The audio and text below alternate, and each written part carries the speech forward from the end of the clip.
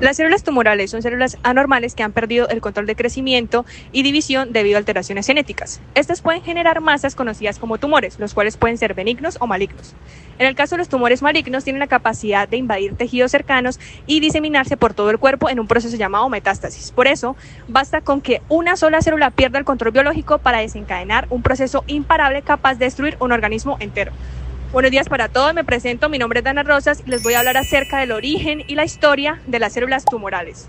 Les voy a hablar sobre el origen de las células tumorales desde una perspectiva de factores de crecimiento, que como bien se sabe, son proteínas que regulan procesos fundamentales como la proliferación, la diferenciación y la supervivencia celular. Normalmente esta acción está estrictamente controlada para mantener la homeostasis tisular.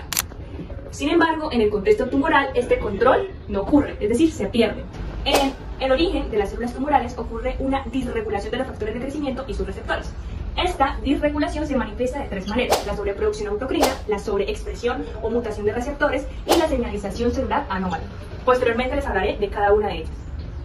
En cuanto a la sobreproducción autocrina, las células tumorales producen sus propios factores de crecimiento autoestimulándose en un circuito cerrado, como ocurre en el factor de crecimiento epidérmico, EGF, en algunos carcinomas. Recordemos que el carcinoma es un tipo de cáncer que ocurre en las células epiteliales, es decir, aquellas células que recubren la superficie de la piel, los órganos internos y las cavidades de todo el cuerpo.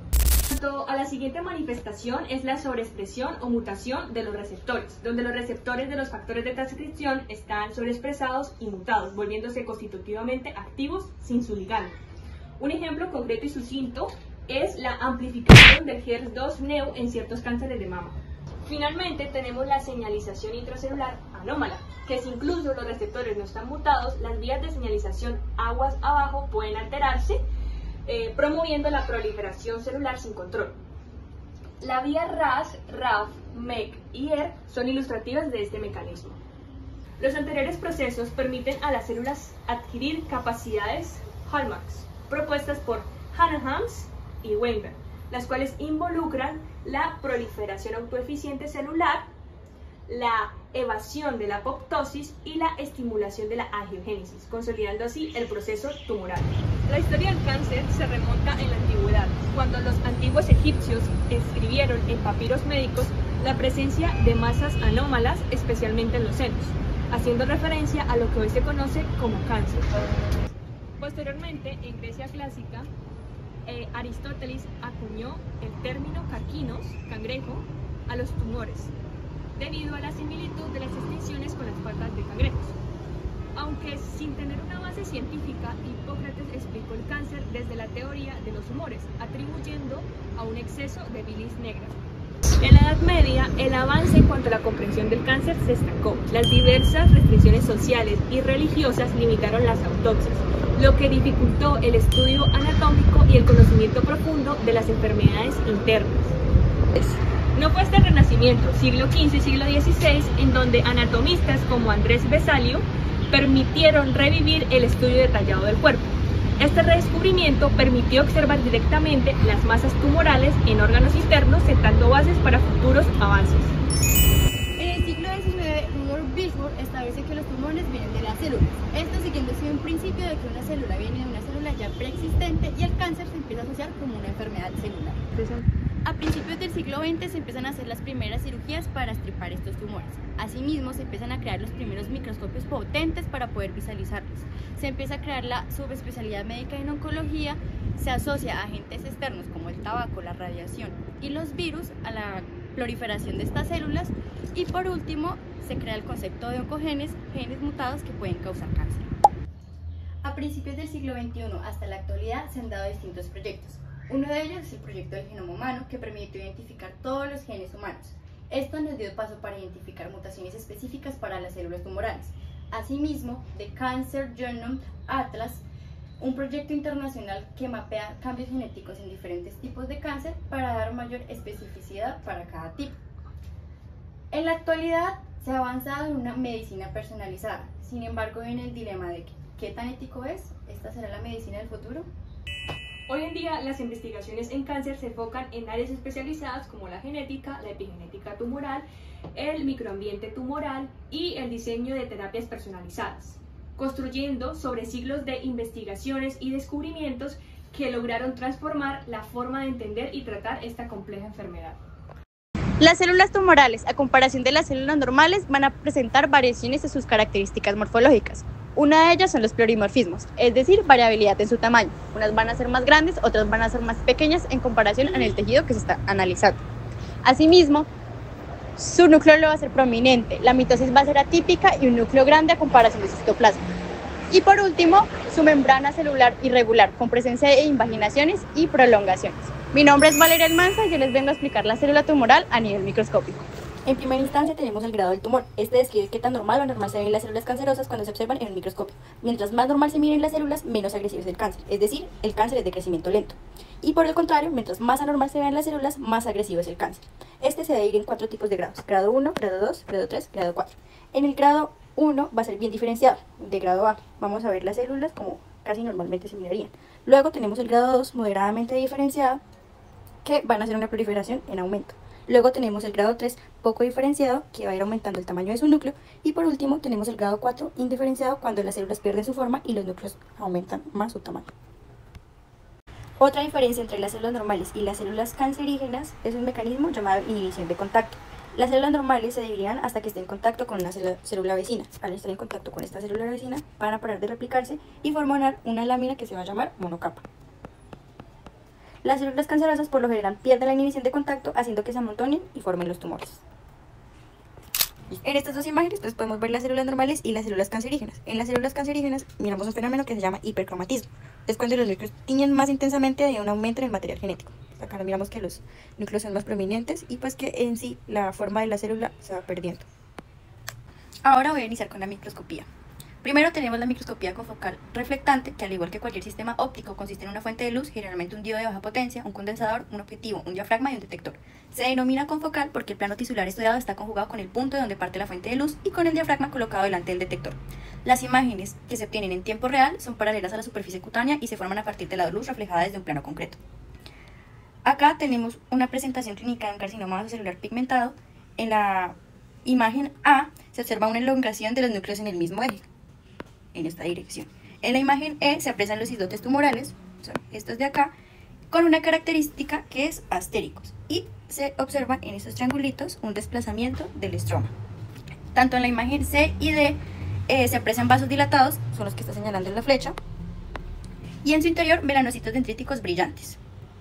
Las ventajas de la microscopía confocal es que tienen mayor resolución, ya que se eliminan desenfoques de otras capas, mejorando la nitidez de la imagen. Asimismo, puede reconstruir estructuras en 3D tomando múltiples imágenes a diferentes profundidades. Esta técnica se llama Z-Stack. También reduce el ruido de fondo, ya que solo se mira la luz proveniente del plano focal, lo que reduce la señal no deseada fuera del foco. Y muchas veces se puede usar en células vivas, permitiendo estudiar procesos dinámicos en tiempo real, por ejemplo, división celular o tráfico vesicular. Sobre la microscopía electrónica, que es una técnica que implementa electrones en vez de luz para formar una imagen. Esto permite observar cosas muchísimo más pequeñas que lo que podría verse con un microscopio óptico tradicional. En el caso de la imagen vemos muestras de células ELA de cáncer cervicouterino teñidas para las proteínas del citoesqueleto. En este caso actina, que son las de rojo, y la tubulina, pues las de verde. Estas células se difunden en el cuerpo con la ayuda de genes mutados que impulsan como tal cambios en el citoesqueleto de las células. Hay que tener en cuenta que el citoesqueleto está conformado por los filamentos de proteína y microtúbulos que controlan la forma de la célula y contribuyen a su movimiento. El análisis de cómo las células utilizan las proteínas del citoesqueleto para desplazarse a través del cuerpo puede conducir a tratamientos de acción molecular específica que contrarresten estas señales proteínicas. El ADN nuclear aparece en azul, en este caso el que estoy señalando. En cuanto a las ventajas de utilizar este tipo de microscopía, que reitero, es electrónica con tinción fluorescente, está la altísima resolución, que permite en este caso observar detalles ultraestructurales por debajo de un nanómetro, muchísimo más pequeños que los que se ve en la microscopía óptica. También está la identificación específica, pues la fluorescencia permite como tal localizar moléculas específicas o estructuras concretas, por ejemplo marcando proteínas, en este caso, membranas o ácidos nucleicos. ¿Cómo se obtiene un cultivo celular? Las células del tejido tumoral se extraen directamente del paciente o de una línea celular ya preestablecida. Estas se mantienen bajo unas condiciones en el laboratorio y se conservan. Nosotros nos basamos en un artículo específicamente de un cáncer de mama, entonces todo lo que sea el cultivo va a ser en relación al artículo. ¿Cómo se van a obtener las células para el cultivo? Van a haber dos maneras: la biopsia o extracción del tumor. Estas pueden ser directamente del tumor sólido o en caso de las leucemias en estado líquido, y de las líneas celulares ya preestablecidas por la American Sun Culture Connection o la DSMC. Algunos ejemplos más famosos de estas líneas son las células ELA, las más usadas en el cáncer cervical, y las MCF7 en el cáncer de mama. En el artículo mencionan que algunas líneas ya establecidas, como la BT483, la que está a la izquierda, y la MB468, la que está en la derecha. Estas provienen de tumores primarios o de fusiones pleurales y también están catalogadas por la ATCC. Posterior a la obtención, se tiene que hacer un método de disociación, una desgregación del tejido. Pues para eso se usa la colagenasa tipo 2, ya que esta rompe el colágeno del tejido tumoral de la mama, liberando células individuales para el cultivo. Y pues en algunos casos también se usan las trazas de ADNase. El tiempo de incubación pues varía entre 2 y 5 horas, dependiendo de la textura del tumor. Y pues tiempos de digestión más prolongados dan células más aisladas, pero pues estas no van a tener la misma viabilidad. ¿Cuál fue el medio de cultivo utilizado? Pues en realidad fue una mezcla de dos, del MEM y del F12. Pues acá podemos ver la combinación de ambas. En realidad esto es un líquido nutritivo de color rojizo por el indicador de pH llamado fenilrojo. En el MEMN es Mean Essential Medium, que es un medio de cultivo clásico que contiene nutrientes básicos como sales, aminoácidos, glucosas, vitaminas, etc. Y el F12, que es más enriquecido con nutrientes especiales y es ideal para células con más exigencias, pues en este caso sería perfecto para las células tumorales. Estas se mezclan en proporción 50-50 y se aprovechan las ventajas de ambos. ¿Qué aditamentos se añaden al medio de cultivo? Hay un suplemento obligatorio que es el suero bovino fetal al 5%. Este es obligatorio ya que es rico en factores de crecimiento, hormonas, proteínas, lípidos y nutrientes esenciales que pues favorecen la proliferación celular y mejoran la viabilidad de las células. Igualmente otros suplementos que probaron pero pues que no mejoraron el cultivo fue el factor de crecimiento epidérmico, la insulina, la transferrina, el cianeto sódico, etc. Y pues asociados a las líneas celulares del cáncer de mama. Tales ideas del cultivo, pues en el artículo en la temperatura no se lo dice explícitamente, sin embargo pues se asocia al medio que se usó y pues esto requiere una incubación a 35 grados Celsius, que es la temperatura fisiológica del cuerpo humano, la promedio. También hay otros factores para prevenir la contaminación mediante el uso de antibióticos como la penicilina, la streptomicina y la gentamicina. Tampoco mencionan los valores explícitamente de CO2, sin embargo el estándar es 5%, y pues mantener un pH estable gracias a su interacción pues, con el bicarbonato del medio y en algunos casos usando buffers. Y pues ya estos serían los resultados del cultivo de las células tumorales de la mama. En la figura 1 pues es a los 3 días de la siembra, las células presentan forma epitelial con núcleos de tamaño variable. Y ya pues en la figura 2 son a los 5 días del cultivo, pues ahí podemos ver considerablemente un aumento del tamaño de las células, asimismo de su proliferación y pues de la dispersión de sus núcleos. Estas células no solo invaden tejidos y desencadenan una proliferación desenfrenada, sino que también liberan moléculas que remodelan su entorno y manipulan al sistema inmunológico. Mi nombre es Alejandra Latorre y les voy a hablar sobre los mecanismos de acción de las células tumorales y qué pasaría si no se tiene un control sobre estas. El mecanismo de acción de las células tumorales se basa en alteraciones moleculares o celulares que buscan evadir el control natural del organismo y desarrollar un comportamiento maligno. La reprogramación metabólica. Estas células suelen adaptar su metabolismo para favorecer la glucólisis aeróbica, obteniendo energía incluso en condiciones de hipoxia. La evasión del sistema inmunológico. Estas células desarrollan mecanismos para evitar ser reconocidos y destruidos por parte del sistema inmune, como la expresión de ligandos inhibidores. La invasión y la metástasis. Estas células suelen tener características invasoras que les permiten degradar las células extracelular y migrar hacia otros tejidos, por medio de enzimas como la metaloproteinases. La estimulación de angiogénesis. Estas células suelen liberar factores angiogénicos que estimulan la formación de vasos sanguíneos para asegurar el suministro de oxígeno y nutrientes a los tumores. La alteración de supresores de tumores y la evasión de apoptosis. Genes como la TP53 y la IRB, que están relacionados con el ciclo celular y promueven la apoptosis, normalmente suelen estar inactivados o mutados en este tipo de células. También previenen la apoptosis mediante la sobreexpresión de proteínas antipoptóticas. La desregulación de señales de crecimiento. Las células tumorales pueden producir sus propios factores de crecimiento o activar consecutivamente vías de señalización que le permiten estimular una proliferación incontrolada. Ahora vamos a hablar sobre las moléculas liberadas por las células tumorales y cómo usa estas para cambiar el microambiente y usarlo a su favor. Tenemos los factores de crecimiento, dentro de los cuales se encuentra, como por ejemplo, la VEGF, que es el factor de crecimiento endotelial vascular, que se une a receptores específicos en las células endoteliales. Activa vías de señalización como la P13K-AKT y la MAPK, las cuales estimulan la proliferación y migración y supervivencia de las células endoteliales. Entonces, ¿para qué sirve en general este factor de crecimiento? Para promover la formación de nuevos vasos sanguíneos, lo que corresponde a una angiogénesis. También tenemos otro factor de crecimiento como lo es la EGF, que es el factor de crecimiento epidérmico, que se une a un subreceptor en la superficie de las células tumorales. Activa las vías de señalización, igualmente la P13K-AKT. Estas dos vías inducen a la proliferación y supervivencia de las células tumorales. Y ya como último ejemplo tenemos la TGF-beta, que es el factor de crecimiento transformante beta, que es uno de los receptores específicos en la superficie celular. Activa la vía de señalización del SMAD, lo cual contribuye a la inmunosupresión